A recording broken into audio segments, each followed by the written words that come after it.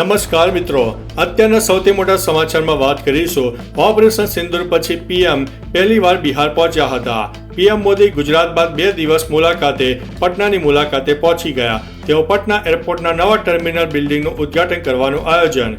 બિહાટા એરપોર્ટનો શિલાન્યાસ કર્યો પછી પીએમ પટનાના રોડ શોમાં જોડાયા. દરમિયાન લગભગ 3000 સૈનિકો તૈનાત થયા. રોડ શો માટે ખાસ તૈયારીઓ થઈ. વિવિધ સ્થળોએ પ્લેટફોર્મ ગોઠવાયા. પીએમ એરપોર્ટથી ડુમરા ચોકડી, બેલી રોડ અને આવકવેરા રાઉન્ડ થઈને ભાજપ કાર્યાલય પહોંચવાનું આયોજન હતું. મિત્રો, અન્ય મહત્વના સમાચારની વાત કરીએ તો ભારતના આર્મી ચીફ જનરલ ઉપેન્દ્ર દ્વિવેદીએ શ્રી તુલસીપીઠ ચિત્રકૂટ ધામમાં આધ્યાત્મિક ગુરુ જગતગુરુ રામભદ્રાચાર્ય પાસે દીક્ષા લીધી. દરમિયાન ગુરુ જગતગુરુ રામભદ્રાચાર્યએ કહ્યું કે મેં તેમને રામ મંત્ર સાથે એ જ દીક્ષા આપી હતી જે ભગવાન હનુમાનને માતા સીતા પાસેથી મળી હતી અને પછી લંકા જીતી હતી. મેં તેમની પાસેથી દક્ષિણા માંગી છે કે પીઓકે પાછું મળે. સીડીએસ દ્વિવેદીએ જગતગુરુને સ્મૃતિ ચિહ્ન પણ અર્પણ કર્યું છે. મિત્રો, અન્ય મહત્વના સમાચારની વાત કરીએ તો કેજરીવાલે રાઉઝ એવન્યુ કોર્ટમાં અરજી દાખલ કરી. દિલ્હી એક્સાઇઝ કૌભાંડ અને મની લોન્ડરિંગના આરોપી અને દિલ્હીના ભૂતપૂર્વ મુખ્યમંત્રી અરવિંદ કેજરીવાલે રાઉઝ એવન્યુ કોર્ટમાં પાસપોર્ટ રિન્યૂ કરવાની પરવાનગી માંગતી અરજી દાખલ કરી છે. અરજી પર સુનાવણી કરતી વખતે કોર્ટે ઈડી અને સીબીઆઈને નોટિસ ફટકારી છે. આ મામલાની સુનાવણી 4 જૂને થશે. ઈડીએ 21 માર્ચ 2024ના રોજ મોડી સાંજે અરવિંદ કેજરીવાલની પૂછપરછ કર્યા પછી ધરપકડ પણ કરી હતી. મિત્રો, અન્ય મહત્વના સમાચારની વાત કરીએ તો આઈફોનની નિકાસમાં ભારતે ચીનને પછાડ્યું છે. રિસર્ચ ફર્મ ઓમડિયાના સંશોધન મુજબ નાણાકીય વર્ષ 2025-26ના પહેલા જ મહિનામાં ભારતે અમેરિકાને લગભગ 3 મિલિયન આઈફોનની નિકાસ કરી છે. ચીનમાં બનેલા આઈફોનની નિકાસ 76% ઘટી છે. એપ્રિલમાં તે ઘટીને 9 લાખ થઈ ગઈ છે. આ પહેલીવાર છે જ્યારે ભારતે અમેરિકાના બજારમાં આઈફોન નિકાસમાં ચીનને હરાવી દીધું છે. મિત્રો, અન્ય મહત્વના સમાચારની વાત કરીએ તો પીએમ મોદીએ CGD પ્રોજેક્ટનો શિલાન્યાસ કર્યો. સિક્કિમમાં વર્ચ્યુઅલી કાર્યક્રમ દરમિયાન પીએમ મોદી બંગાળ પર પહોંચી ગયા હતા. ભારતમાં સિટી ગેસ ડિસ્ટ્રીબ્યુશન નેટવર્કના વિસ્તરણ તરફ એક મહત્વપૂર્ણ પગલું ભરતા પીએમએ અલીપુરદ્વાર અને કુચ બિહાર જિલ્લામાં સિટી ગેસ ડિસ્ટ્રીબ્યુશન પ્રોજેક્ટનો શિલાન્યાસ કર્યો.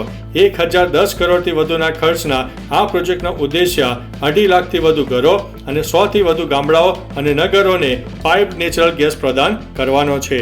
મિત્રો, અન્ય મહત્વના સમાચારની વાત કરીએ તો અમેરિકાના વોલ સ્ટ્રીટમાં દેશી સ્ટાઇલમાં જાન નીકળી. અમેરિકાના વોલ સ્ટ્રીટમાં દેશી સ્ટાઇલમાં ઢોલ નગારા સાથે નીકળેલી જાનનો વિડીયો વાયરલ થયો. આ વિડીયોમાં શાનદાર ઇન્ડિયન વેડિંગની ઝલક જોવા મળી. વાયરલ વિડીયોમાં પરંપરાગત પોશાક પહેરેલા સેંકડો લોકોનું એક મોટું જૂથ વોલ સ્ટ્રીટ પર ડીજેના તાલ ઉપર ઝૂમી રહ્યું છે. ભારતીય પોશાક પહેરેલા ઘણા લોકો ડીજેના તાલ ઉપર નાચતા અને મસ્તી કરતા જોવા મળ્યા હતા. મિત્રો, અન્ય મહત્વના સમાચારની વાત કરીએ તો જીપીએસસી 2 ભરતી રદ કરી. જીપીએસસીને લઈને કામના સમાચાર છે. જીપીએસસી 2 ભરતી રદ કરી દીધી છે. હવે આ પરીક્ષા ફરીથી લેવાશે. જીપીએસસી વર્ગ 1ની ભરતી પરીક્ષા મોકૂફ રાખી છે. ખેતીવાડી અધિકારી વર્ગ 1ની ભરતી પરીક્ષા 27 મેના રોજ લેવાઈ હતી, જેમાં 2 પુસ્તકોમાં તમામ પ્રશ્નો પૂછાયા હોવાની ઉમેદવારો રજૂઆત કરી હતી. તપાસ પછી પરીક્ષા રદ કરવામાં આવી છે. મિત્રો, અન્ય મહત્વના સમાચારની વાત કરીએ તો સુરત એરપોર્ટના રનવે પાસે આગ લાગી. ગુજરાતના સુરત ઇન્ટરનેશનલ એરપોર્ટના રનવે પાસે ઘાસમાં ભીષણ આગ લાગી. એરપોર્ટ રનવે પાસે આગ જોઈને લોકો ગભરાઈ ગયા હતા. રનવે પાસે ઘાસમાં લાગેલી આગ એટલી ભયંકર છે કે આના રનવે ઉપર ધુમાડો દેખાઈ ગયો.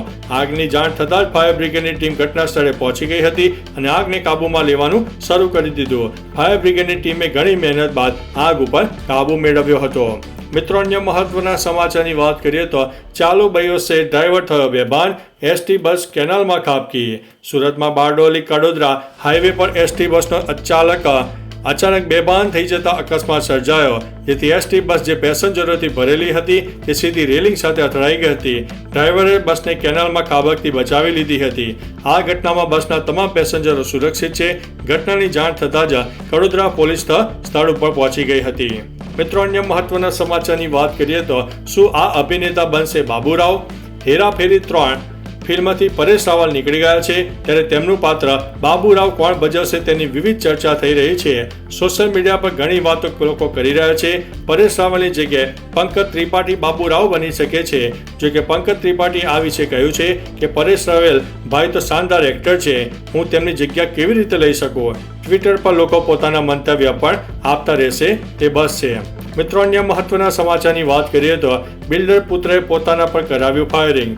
મોરબીના માળિયાના મોટા દહીસરા ગામ પાસે બિલ્ડરના પુત્ર તરુણ ગામીએ 3 લાખ આપીને પોતાના ઉપર ફાયરિંગ કરાવ્યું હોવાના સમાચાર સામે આવી રહ્યા છે. તપાસમાં સામે આવ્યું છે કે ધંધામાં દેવું વધી જતા પોતાના ઉપર ફાયરિંગ કરાવ્યો. તેથી પોલીસે આરોપી પરેશ ઉધરેજા, મકસૂદ નકુમની ધરપકડ કરી છે. હાલ આરોપીઓ પાસેથી 1,10,000 રૂપિયા રોકડા અને પિસ્તોલ સહિત 3 મોબાઈલ કબજે કર્યા છે. મિત્રો, અન્ય મહત્વના સમાચારની વાત કરીએ તો ભાજપ અને કોંગ્રેસે ભાઈ થઈને મનરેગા કૌભાંડ કર્યું. આમ આદમી પાર્ટીના ધારાસભ્ય ચૈતર વસાવાએ ભાજપના બચુ ખાબડ અને કોંગ્રેસના નેતા હીરા જોટવા વિરુદ્ધ ગંભીર આરોપો લગાવ્યા છે. ચૈતર વસાવાના જણાવ્યા અનુસાર વર્ષ 2020-21 થી વર્ષ 2022-23 દરમિયાન જલારામ એન્ટરપ્રાઇઝ એજન્સી મારફતે મટીરીયલ સપ્લાયના નામે 400 કરોડથી વધુનું કૌભાંડ આચરવામાં આવ્યું છે. ભૂતકાળમાં અનેક સરપંચોને સાથે રાખીને અમે આ મુદ્દે આવેદનપત્ર પણ આપ્યું છે. મિત્રો, અન્ય મહત્વના સમાચારની વાત કરીએ તો ગુજરાતમાં આ કર્મીઓને મળશે મોટી સુવિધા. ગુજરાતમાં EIS અધિકારીઓ અને રાજ્ય સરકારના અધિકારી, કર્મચારી અને પેન્શનર્સ માટે ગુજરાત કર્મયોગી સ્વાસ્થ્ય સુરક્ષા યોજના શરૂ થઈ છે.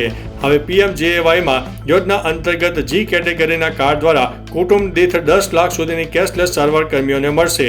આરોગ્ય વિભાગ દ્વારા આ યોજનાને લઈને માર્ગદર્શિકા જાહેર કરાઈ છે.